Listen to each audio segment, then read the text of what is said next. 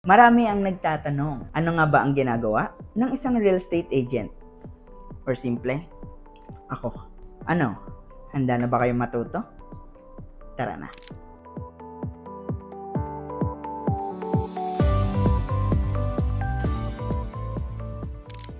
Simple lang yan. Kaming mga real estate agents ang nagiging tulay ninyo sa mundo ng real estate. Mapalupa, bahay, condominium, or property man yan. Ang pangunahing role ng isang real estate agent ay gabayan kayo sa buong proseso. Lalong-lalo na kung naghahanap kayo ng first investment nyo. Kaming mga real estate agents ang tutulong sa inyo para maintindihan ninyo ang market. I-explain ang bawat detalye at proseso at syempre, sisiguraduhin namin smooth ang transaction.